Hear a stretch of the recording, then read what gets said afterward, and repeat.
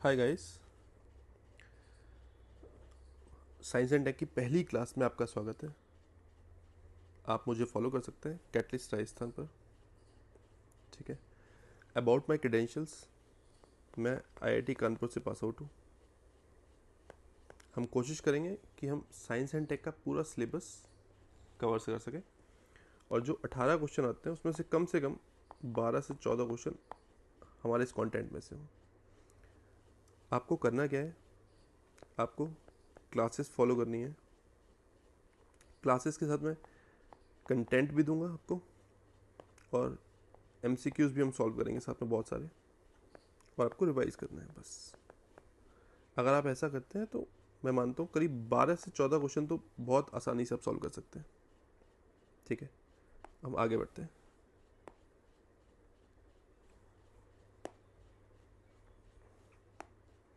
तो आज हम बात करने वाले हैं बहुत ही आधारभूत संरचना जो हमारी बॉडी के अंदर होती है, उसका नाम है सेल, या फिर इसको हिंदी में हम कोशिका बोलते हैं।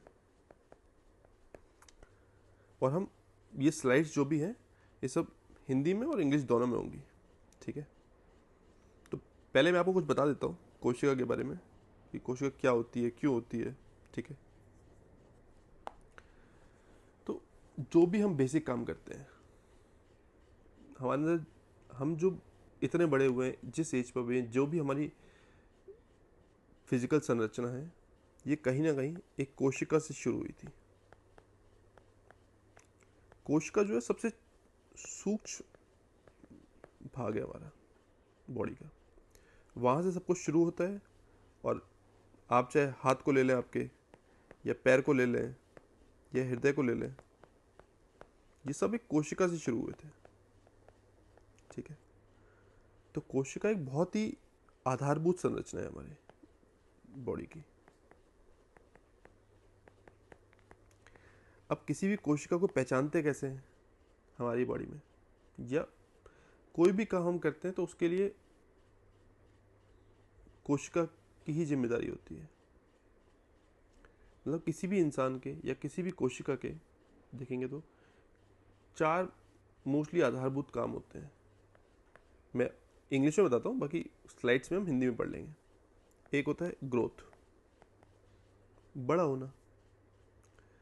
मतलब हमारे बड़ा होना या फिर वृद्धि जो है, उसको हिंदी में वृद्धि भी बोलते हैं, ये एक हमारी बॉडी का, हमारे शरीर का एक आधारभूत कार्य है। दूसरा है मेटाबॉलिज्म,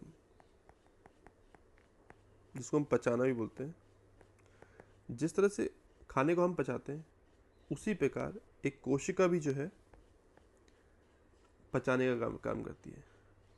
किस तरह से कोशिका खाना भी बनाती है, या खाना आता है इसके पास, ठीक है, उस खाने को पचाने का काम भी कोशिका के अंदर होता है। तो पहला काम है वृद्धि का काम, दूसरा काम है पचाने का काम, तीसरा काम है रिप्रोडक्शन। जिस तरीके से हम बच्चे पैदा करते हैं, जिस तरीके से हम अपने प्रोडक्शन करते हैं, उसी प्रकार कोशिका भी एक कोशिका से 2 कोशिका बनती है, 2 से 4 बनती हैं। ये भी इसका एक बहुत आधारभूत काम है। एक है रेस्पॉन्स टू स्टिमुलाई। इसका क्या मतलब है? इसका मतलब है कि कोई भी उत्तेजना हम देंगे, जैसे मान लीजिए हम कैसे रिस्पॉन्स टू स्टिमुलाई देते हैं। मैंने अपने हाथ पे एक सुई लगाई या कुछ भी चुबाया, तो अचानक से हाथ दूर हो जाता है। ये एक तरह का उत्तेजना के प्रति प्रतिक्रिया है। उत्तेजना के प्रति प्रतिक्रिया। तो किसी भी जीवन के, मेरा जीवन है, आपका जीवन है, उसके 4 आधारभूत काम होते हैं या मुख्य विशेषता होती है। एक होता है विकास या वृद्धि, दूसरा होता है पचाना बोलते हैं इसको हिंदी में, उपाचन भी बोलते हैं। एक होता है प्रजनन, और तीसरा है उत्तेजना के प्रति प्रतिक्रिया हमारी किस प्रकार होगी। ठीक है, ये हमारे 4 काम होते हैं ज़िंदगी में, और ये सारे काम हमारे लिए सेल करके देती है, सबसे छोटा बात जो होता है। अब किसी सेल को हम पहचानेंगे कैसे? ठीक है, बात करते हैं सेल की। ये मान लीजिए एक सेल है, सेल में क्या क्या कुछ ऐसा तो होना चाहिए ना जो उसकी आवश्यक विशेषताएं होनी चाहिए। तो पहले तो कुछ अंदर होगा, उसके ऊपर एक झिल्ली बनी होगी जिसको हम कोशिका झिल्ली बात करेंगे।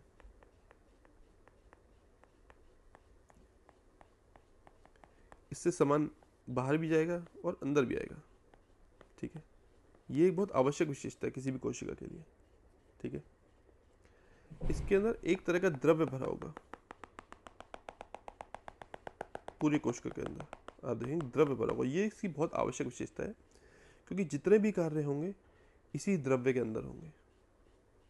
इसको हम द्रव्य मैट्रिक्स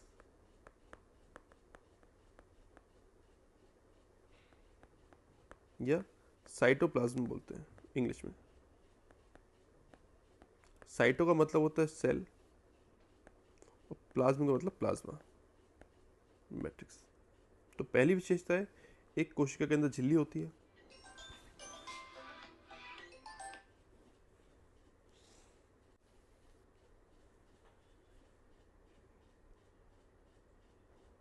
ठीक है, एक सेकेंड।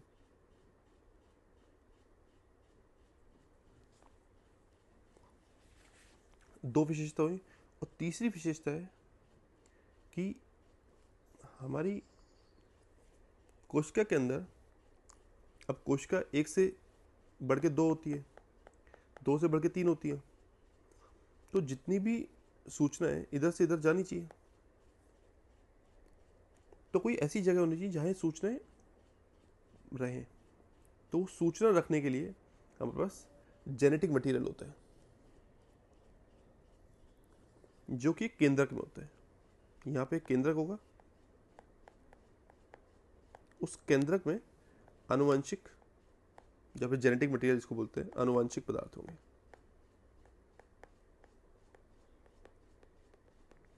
ठीक है, जिसको हम डीएनए आरएनए भी बोलते हैं। किसी भी इंसान की पहचान के लिए बहुत महत्वपूर्ण काम करते हैं डीएनए और आरएनए। तो क्या 3 विशेषता होती है किसी भी कोशिका को पहचानने के लिए? एक तो झिल्ली, दूसरा द्रव्य मैट्रिक्स, जो भी द्रव्य भरा हुआ है कोशिका के अंदर, तीसरा आनुवंशिक पदार्थ। आनुवंशिक पदार्थ क्या है? जहाँ हमारे हमारे बारे में सारी सूचना है कि हम कौन है, ये सबका अलग होता है। आनुवंशिक पदार्थ की बात करें तो कोशिका के बारे में बोला गया है कि कोशिका जो है जीवन की मूल इकाई है।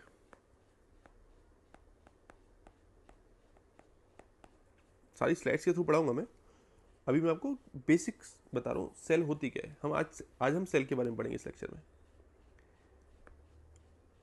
किसी भी कोई भी जीवित जीव जो होगा, जीवित जीव जो होगा वो एक या एक से अधिक कोशिकाओं से मिलकर बना होगा। कोई भी कोशिका अपने आप में स्वतंत्र अस्तित्व रख सकती है। कोशिका की खास बात है कि अपना अस्तित्व स्वतंत्र होता है। इसका इसका स्वतंत्र अस्तित्व भी हो सकता है, क्योंकि जीवन की जो मूलभूत क्रियाएं हमने देखी थी, पहला ग्रोथ, दूसरा मेटाबॉलिज्म, रिप्रोडक्शन और रिस्पॉन्स टू स्टिमुलाई, उत्तेजना करती है, ये चारों काम एक कोशिका करती है अगर आप देखेंगे तो। और हम तो हमारे अंदर तो जैसे बहुत लाखों करोड़ों कोशिका हैं, लेकिन कुछ ऐसे भी जीव होते हैं जिनमें एक कोशिका होती है, सिर्फ एक कोशिका। उन्हें हम एक कोशिकीय जीव कहते हैं।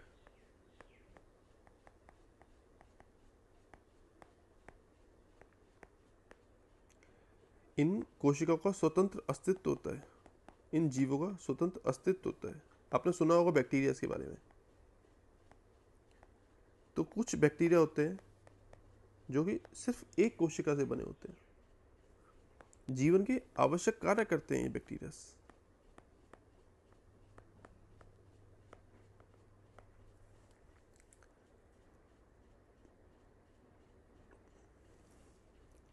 हम 2 वैज्ञानिकों के बारे में पढ़ेंगे।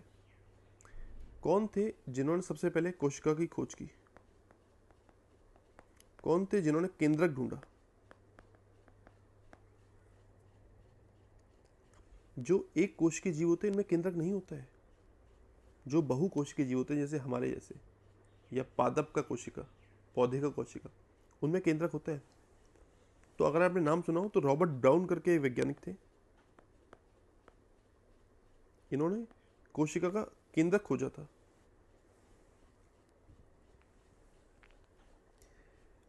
हम और कुछ वैज्ञानिकों की बात करेंगे। उन्होंने बताया कि कोशिका जो है वो एक आधारभूत संरचना है।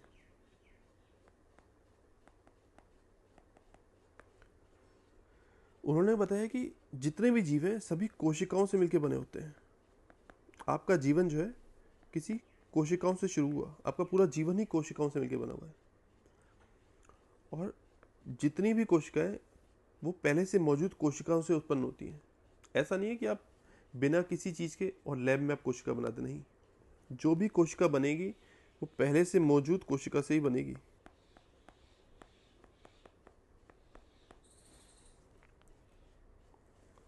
हम देखते हैं कोशिका में होता क्या क्या है। देखा जाए तो मैंने बताया आपको एक झिल्ली होगी, ठीक है।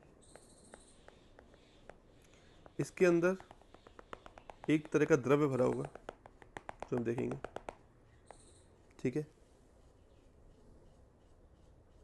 इसको कोशिका द्रव्य भी बोलेंगे। यहाँ पे एक केंद्रक होगा,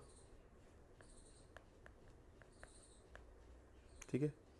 केंद्रक में डीएनए आरएनए जो होता है इसको आनुवांशिक पदार्थ बोलेंगे। आनुवांशिक पदार्थ होगा अंदर।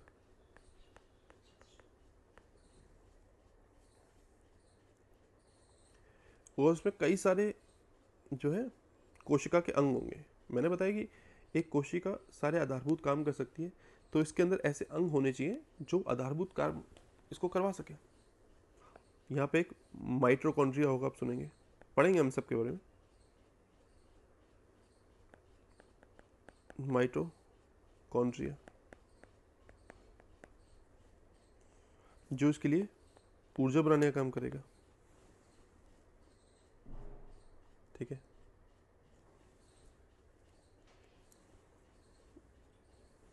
यहाँ पे कुछ एक पदार्थ, एक और कोशिका अंग होगा जिसका नाम राइबोसोम होगा,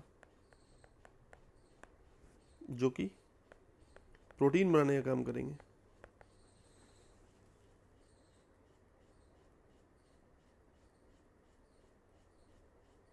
ठीक है। आज के लिए हम इतना ही पढ़ते हैं। कल हम जितने भी कोशिका अंग हैं उनके बारे में विस्तार से पढ़ेंगे।